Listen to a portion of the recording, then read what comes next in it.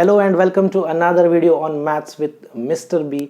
जैसा मैंने पिछली वीडियो में प्रॉमिस किया था, next video will be on basic proportionality theorem. So here I am with a 2 minute trick for basic proportionality theorem.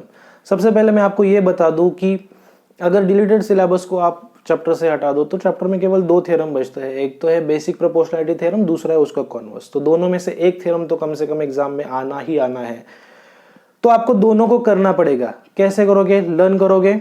बिल्कुल नहीं। लर्न करोगे तो हो सकता है भूल जाओ, ट्रिक से याद रखोगे तो जिंदगी भर भूल नहीं पाओगे। तो जितना हो सके इस ट्रिक को समझने की कोशिश करो, और फिर भी कोई डाउट है you can reach me in the comment box.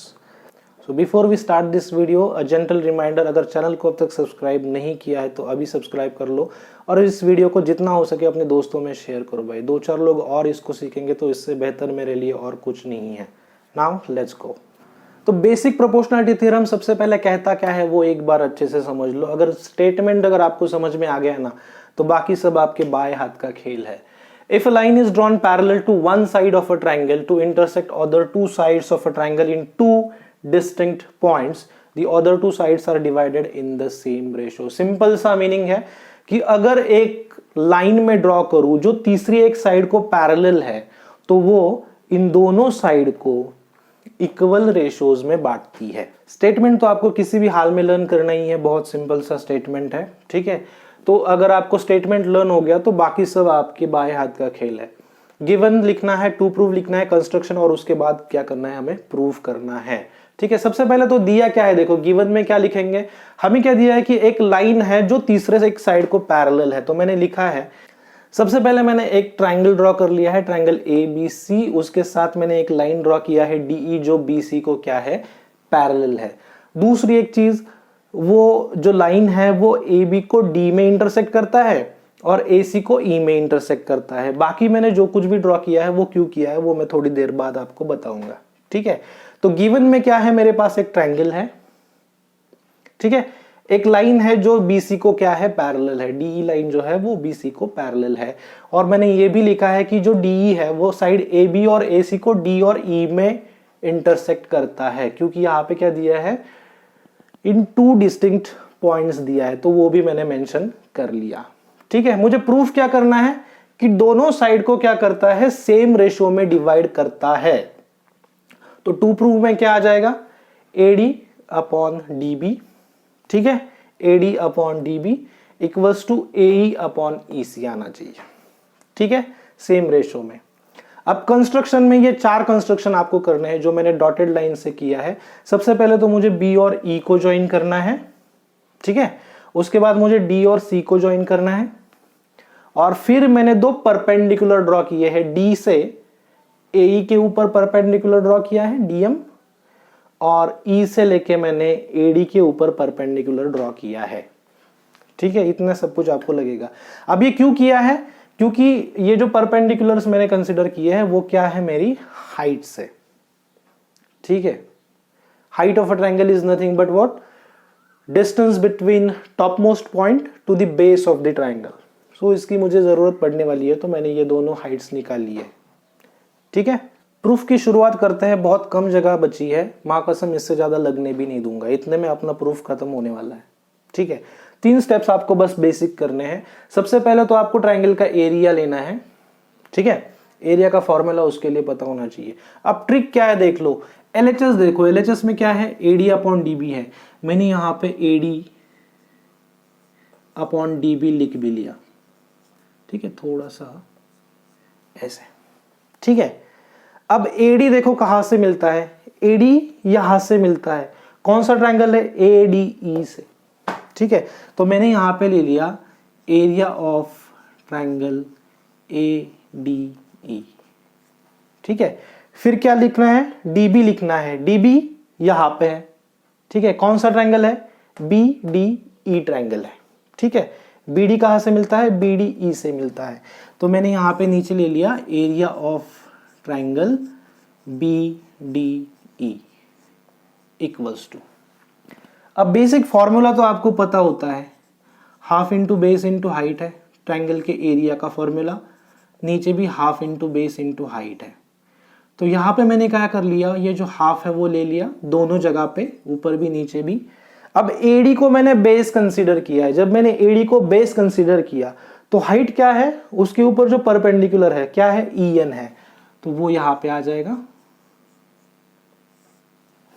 ठीक है, BDE का देखो क्या है हाइट, BDE इसका हाइट क्या आ जाएगा भाई, ये परपेंडिकुलर आ जाएगा EN, करेक्ट। अब आप बोलोगे कि ये कैसे, ट्रायंगल तो नीचे, हाइट ऊपर कैसे आ गया, ध्यान से देखो ट्रायंगल कौन सा है, ऑब्ट्यूस एंगल ट्रायंगल है, और जब भी मेरे पास कोई ऑब्ट्यूस एंगल ट्रायंगल होता है तो उसका हाइट क्या होता है, ऐसे हमें परपेंडिकुलर ड्रॉ करना पड़ता है बेस के ऊपर, तो ये जो डिस्टेंस होता है वो उसका हाइट होता है। तो ये जो BDE ट्रायंगल है उसका हाइट क्या आएगा, EN आएगा। ठीक है, चलो अब देखो क्या बचा है, इस हाफ को कैंसिल कर दो, EN सेम में कैंसिल कर दो, क्या बचा, AD/DB बचा, इसको बोल दो भाई इक्वेशन नंबर 1। ठीक है, बहुत सिंपल सा ट्रिक है, 3 स्टेप्स में आपका ये कंप्लीट होने वाला है। ठीक है, अब मुझे क्या चाहिए, AE/EC चाहिए, तो यहां पे मैंने AE/EC ले लिया। ठीक है, चलो AE कहां से मिलेगा, AE यहां पे है, AE वापस कौन सा ट्रायंगल है, ट्रायंगल ADE है, तो वापस मैंने एरिया ऑफ ट्रायंगल ADE ही ले लिया। EC कहां से मिलेगा, EC यहां पे है, EC, तो मुझे CED ट्रायंगल कंसीडर करना है, नीचे मुझे लगेगा ट्रायंगल CED। ठीक है, वापस मैंने एक बार फॉर्मूला भी लिख लिया, half into base into height upon half into base into height, इसको लिखो या ना लिखो आपकी मर्जी। तो यहां पे मैंने हाफ भी ले लिया। ठीक है, अब पहला ट्रायंगल AD के लिए हाइट क्या आएगा भाई, EN मत लो, अभी हमने बेस कौन सा लिया है, बेस लिया है AE, तो उसके ऊपर परपेंडिकुलर क्या है, DM है, तो वो मैंने ले लिया एज अ हाइट। ठीक है, अब दूसरे के लिए वही कर दो, CED उसका हाइट क्या आएगा, ये परपेंडिकुलर आएगा DM। ठीक है, इसको कैंसिल कर दियो, इसको भी कैंसिल कर दिया, क्या बचा, AE/EC बचा, ये आ गया आपका इक्वेशन नंबर 2। अब क्या दिखाना है मुझे, इन दोनों को इक्वल दिखाना है भाई, अगर इनको इक्वल दिखाना है तो इनको इक्वल दिखाना पड़ेगा, करेक्ट। ADE ये तो चलो बन गया, सेम है। BDE और CED देखो, BDE और CED ये दोनों ट्रायंगल का एरिया मुझे क्या करना है, सेम दिखाना है। अब इसके लिए एक सिंपल सा प्रॉपर्टी मुझे याद आता है कि अगर आपके पास दो पैरेलल लाइंस है, हमने ऑलरेडी कंसीडर किया है कि ये दो पैरेलल लाइंस है, अगर इन दो पैरेलल लाइंस के ऊपर हम एक सेम बेस कंसीडर करें और उससे हम कितने भी ट्रायंगल्स बनाएं, ऐसे कितने भी ट्रायंगल्स बनाएं, सबका एरिया क्या होता है, सेम होता है, क्योंकि दो पैरेलल लाइन से बेस सेम है। तो अगर उस प्रॉपर्टी का यहाँ पे यूज करेंगे तो मुझे क्या मिलेगा, area of triangle BDE is equals to area of triangle CED। ठीक है, तो मैं यहाँ से डायरेक्टली लिख सकता हूँ, but area of triangle BDE is equals to area of triangle CED and I will give this as equation number 3।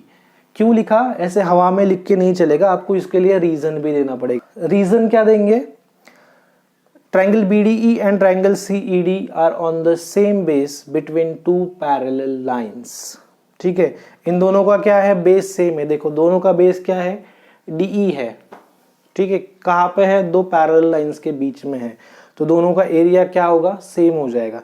अब देखो ये दोनों तो ऑलरेडी सेम थे, अब ये दोनों भी सेम हो गए, तो LHS अगर सेम हो चुकी है सो मैं यहां से लिख सकता हूं कि फ्रॉम 1 2 एंड 3 क्या मिलना चाहिए मुझे, अगर लेफ्ट साइड सेम है तो राइट साइड भी क्या होने चाहिए, सेम होने चाहिए।